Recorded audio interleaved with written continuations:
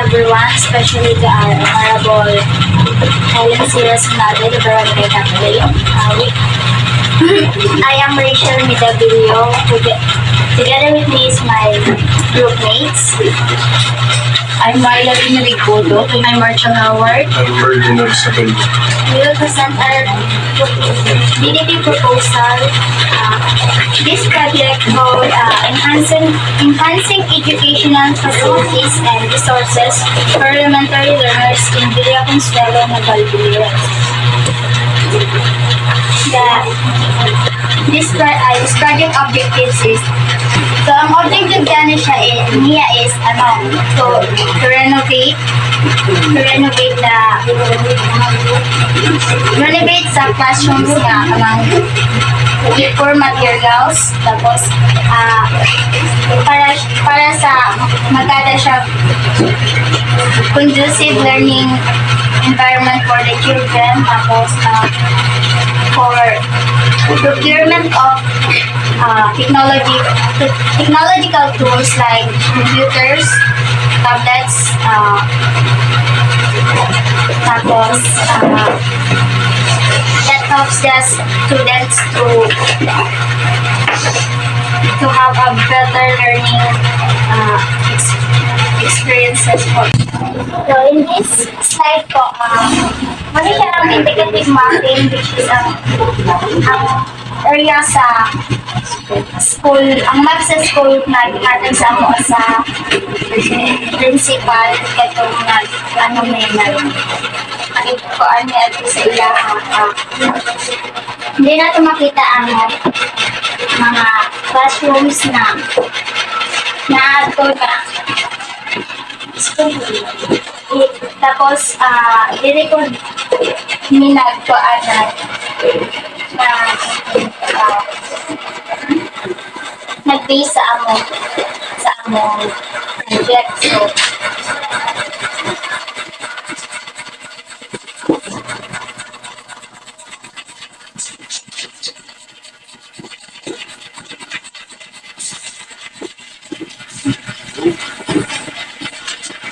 Challenges faced by Villa Consuelo Elementary School. First is classroom, building with more material, lack of facility for computer laboratory. The third is lack of educational technological equipment such as computer, CPU, stationery, whiteboards, and etc.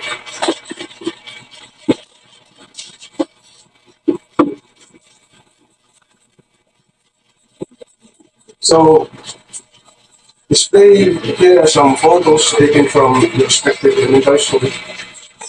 Shows the existing school facilities such as classrooms, buildings that are made up of a cheap or substandard materials.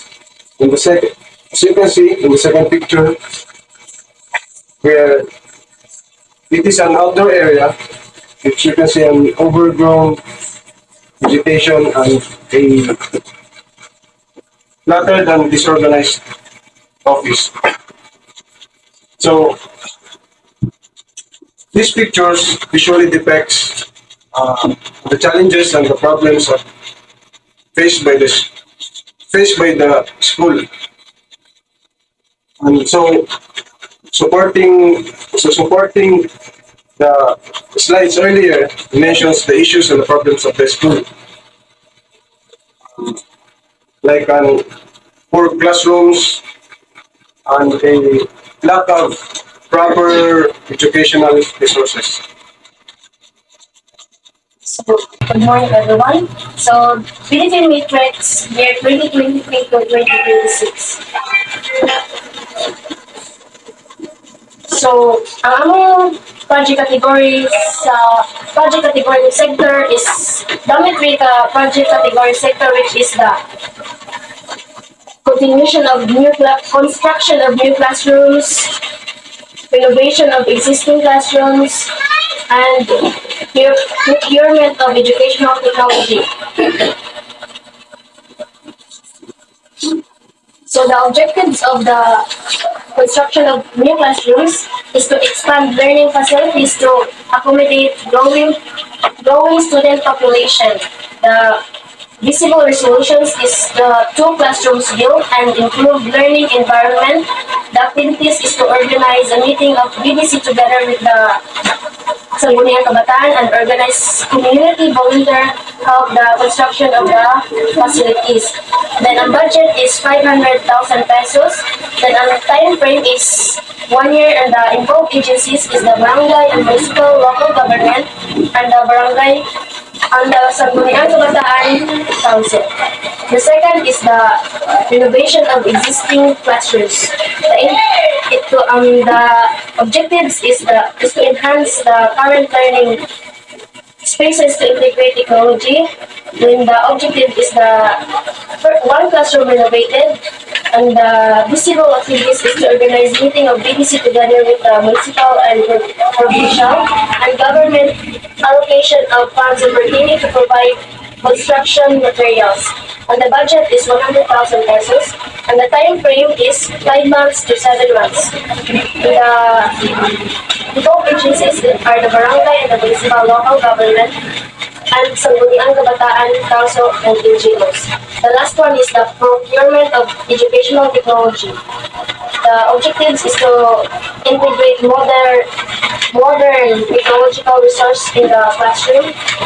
And the objectives is to interactive whiteboards, 3D computers, and tablets, and increase technological literacy. And the visible result is to promote innovative teaching strategies and technological integration, and the budget is 500,000 pesos. And the time frame is 2 to 3 months. And the involved agencies are the barangay and municipal government department of education. So, ang kani siya nga tulong na category of sector is importante ko talaga siya, like sa construction of new classrooms. Pag ato mo na mo sa elementary, pagkita na mo sa mga rooms is na yung mga baon siya, like ang mga student may mga libranan, then ang laboratory, baon. So, need siya i-maghimubag nga room. Then sa second is renovation. Muna to mag-renovate, like kung, for example, okay pang room, pwede siya i-renovate.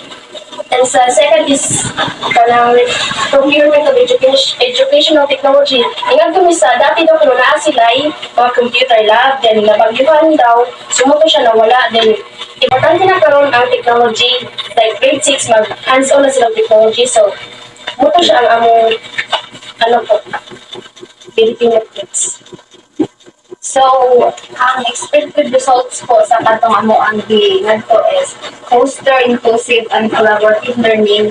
Muna na siya katong collaborative spaces o karang inclusive karang materials. Tas ang integrate educational technology, muna ang involved na ang katong mga tablets, computers, whiteboards, and other materials na need sa mga students para ma-enhance silang learning. Then, ang expand learning facilities is one of the katong new classrooms, if ever man mataon, new classrooms. Then ang katong renovations, more ang grade 3 ang midong renovations na classrooms is ang pagtanong ko sinamo nga to is ang ilang classroom di talaga is more kuan lang ang gibongbong gani mga sing lang. Kasi lead lang dito lang siya. So, mura na siya ang Indot na mo kayo manunod eh. Continue pa? O pwede na po nung mga tag-complete pa. Like questions. question na to sa katong dili to siya i-renovate na to, katong same ang bongbong, sinahanglan construction di siya atong tabangan na to, na mahimo di siya construction. Ano inyong report nga to? Ikaw, Vice President, Presidente mo po niya, Vice siya. Nasa dito itong ipa-renovate? Dito nga rin inyong natanaw? Galing mo naman siguro pang construction. Katong same ang bongbong. Dito siya renovate. Construction di siya. Ang computer lang po. Ang computer, kinahanglan po na to.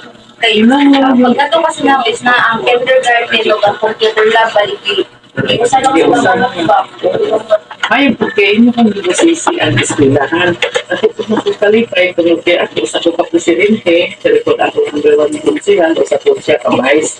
Muna nga, lipay kay ko sa inyong ipaapos na sa barangay na Cebu sa among tabako. Thank you.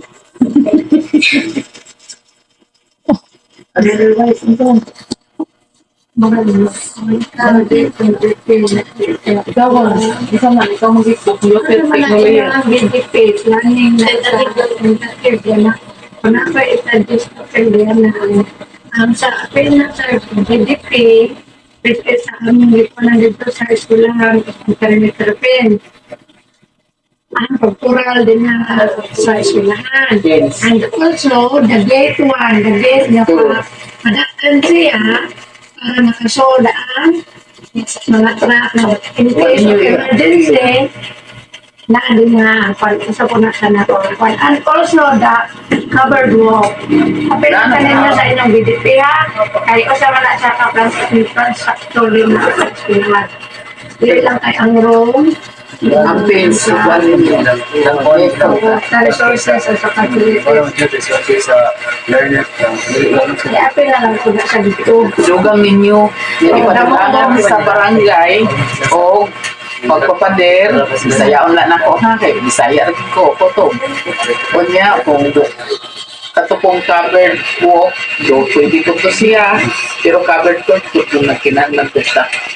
Kung another construction na po na yung additional, bigangin ninyo tulong sa items para inyong gano'ng mataas. Kita ninyo dito, no? Ang akong kita na ng covered. Wala, ang sa facilities, nung kaya po na sa mga estudiantes mo, need pa dahil na siya ang CR, kaya hindi pa ko ano ba yung activity sa mga principal. Kung puspit pa. Kung yung appendix na to. Ano lang Pwede ang lang po facility, ang facilities sa mga estudyante, ang need, no? CR. Oh, may CR naman, Ingrid. Kuan man ko ka man ko sa DepEd kay pinangnan tulog kay may PWD nga laki bayi. Hindi mo kaya nyo ang mga may kahit something mo may required sa kung Wow, kailangan yung target sa inyo. Bilangin niyo ito doon sa Gerkan. Kada kong pinasa. kailangan ng Siguro. class ko